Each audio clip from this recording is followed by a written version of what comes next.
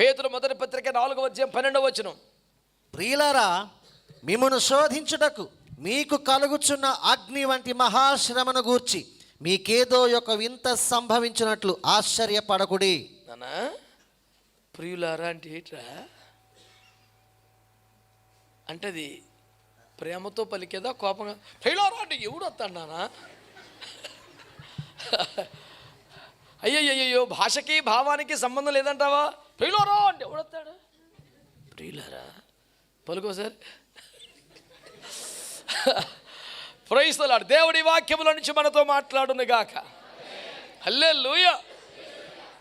ఈనాటి మన ఉపదేశం ఏమనగా, అసలు వింత శ్రమలే కాదు. That is the title of the message. అసలు వింత శ్రమలే కాదు. దెన్ అది సందేశం. పౌలయ్య గారు, క్షమించండి, పేతురు గారు అపోస్తలులు ఏమని మాట్లాడుతున్నారంటే, ప్రియులారా, అగ్ని వంటి మహాశ్రమలు మీకు సంభవించినప్పుడు ఏదో ఒక వింత సంభవించినట్టు ఫీల్ అవ్వకుండా పెద్ద విశేషం ఏం కాదు అంటున్నాడు. ఏమండి, చక్కగా సాగిపోతున్న జీవితంలో భయంకరమైన కుదుపులు వస్తే వింత కాదా? ఊహించని కష్టాలు వస్తే వింత కాదా? భయంకరమైన పరిస్థితులు వస్తే వింత కాదా? అవి కూడా కష్టాలు, శోధనలు, శ్రమలు సహజం, అలా అంటలేదు. అగ్ని వంటి మహాశ్రమ అంటే నిలువెల్ల మనల్ని, మన జీవితాన్ని, మన కుటుంబాన్ని తగలట్టేసే అంత శ్రమలు. అగ్ని వంటి మహాశ్రమ అంటే అదే పిక్స్ కదా, ఇక అదే తారాస్థాయి కదా. అంత భయంకరమైన శ్రమలు మీకు వస్తే ఒక వింతలాగా ఫీల్ అవ్వద్దు. మామూలే కదా, సహజమే కదా, అందులో పెద్ద వింత ఏముందంటున్నాడు ఏంటండి?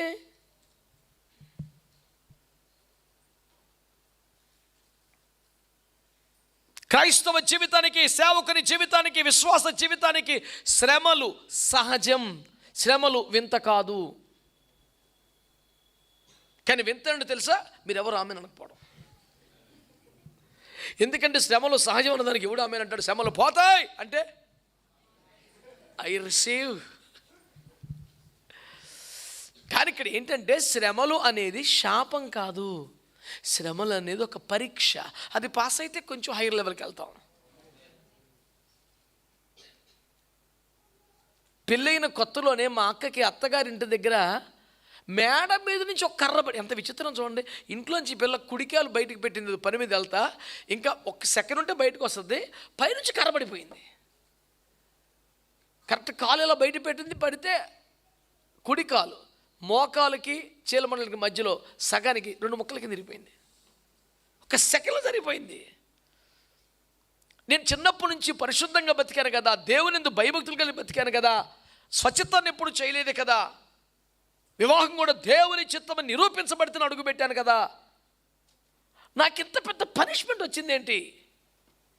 వాట్స్ రాంగ్ విత్ మీ అని ఏడవటం మొదలుపెట్టింది. నేను బుట్టాయిగూడెం సేవలో ఉన్నాను. పరిగెత్తుకొచ్చి అంత సౌకర్యాలు లేవు, ఫోన్లు చేసే పరిస్థితి కాదు. ఎస్టీడీ బూత్కి వెళ్తామంటే పెద్ద ప్రోగ్రాం, అది మామూలు విషయం కాదు. నేను స్టీల్ ప్లాంట్ సేవకు వచ్చిన కొత్తలోనే ఎస్టీడీ బూత్లో ఆదివారం ప్రభు ఎన్ని కానుకలు ఇచ్చాడో అందులోంచి లీటర్ పెట్రోల్ ఇందులో పోసే, మిగతా డబ్బులు మొత్తం సెక్టర్ 3 ఎస్టీడీ బూత్కి ఇచ్చేసేవాడిని. ఇచ్చి ఒక కొత్తగా వచ్చినప్పుడు నోకియా సెల్యులర్ ఇంత లవ్ ఇంత నిజంగా కొడితే తలకా పగిలిపోతా అంత ఉండేది ఒకటి ఇచ్చి, అన్న నేను మమ్మీ వాళ్ళతో మాట్లాడుకుంటాను పార్కులో కూర్చొని, డబ్బులు అయిపోతే వచ్చి తీసుకెళ్ళిపోనని చెప్పేసి ఇక మొత్తం పట్టుకెళ్ళి చేతిలో పెట్టేసి వారానికి ఒకసారి మమ్మీతో, డాడీతో, అన్నదాంతో మాట్లాడేవాడిని.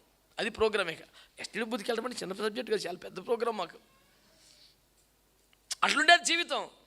ఇప్పుడైనా జోబులో ఫోన్ పెట్టేసి ఎప్పుడు పడితే అప్పుడే ప్రార్థనలు కూడా ఎస్ఎంఎస్లు కొట్టేసి దుర్మార్గులు తయారైపోయారు. కానీ అప్పుడు అసలు పెద్ద కూటం. ఆ టైంలో మెల్లిగా నాకు ఉత్తరం వచ్చింది, అరే అక్కకి దెబ్బ తగిలిందిరా, కాలు ఇరిగిపోయిందిరా అంటే పరిగెట్టుకెళ్తామంటే మనకంత ఛార్జీలు పెట్టుకుని బుట్టాయి నుంచి జంగాడడం వచ్చి ఖమ్మం దిగి సూర్యాపేటలో అంత స్తోమతే లేదు. చాలా దుఃఖపడుతున్నాను. మెల్లిగా కొంచెం డబ్బులు పోగేసుకుని ఎస్టీడీ బూత్కి వెళ్ళి ఏంటి పరిస్థితి అని కనుక్కుంటే ఇప్పటికి 15 రోజులైంది, మంచిలు తాగట్లేదు పిల్ల. నేనేం తప్పు చేశాను? నాకు చెప్పాల్సిందే. ఎందుకు వచ్చింది నాకు ఈ పరిస్థితి? నేను సరి చేసుకోవడానికి రెడీగా ఉన్నాను, కానీ నాకు తెలియాలి. ఎంతమంది మధ్యలో అమ్మాయి మళ్ళీ కాల్షియం ప్రొడ్యూస్ అవ్వాలి, ఎముకలు అతుక్కోవాలి అంటే చేత కుదరదమ్మా, తినండి. 7 పాపట్లే తిండి తింటలేదండి. వెళ్ళి చూసే పరిస్థితి కాదు. అక్క తినక్క ఏదోటి తినమ్మా అటు చేయబాకమ్మా అని ఉత్తరం రాద్దామని కూర్చున్నా. ఒక ఇంగ్లాండ్ కవర్ పట్టుకొని కూర్చుంటే అది ఉత్తరం వల్ల పోయి కవిత అయింది. నాకు తెలియదు కవితలు రాయొచ్చని. ఫస్ట్ లైఫ్లో కవిత అదే. నాకు కవిత రాద్దామని కానీ రాయగలన్నా అంత సీన్ లేదు.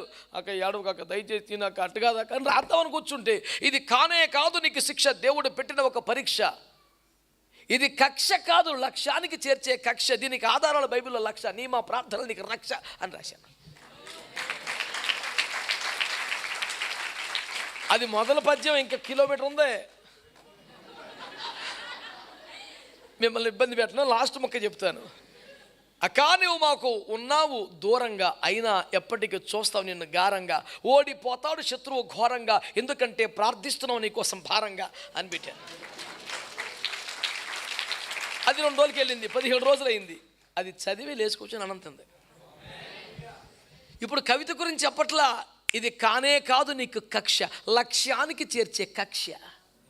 దీనికి ఆధారాలు బైబిల్లో లక్ష. నీ మా ప్రార్థనలే నీకు రక్ష.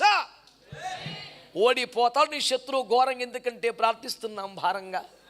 ఇవన్నీ నిజాలు కదా.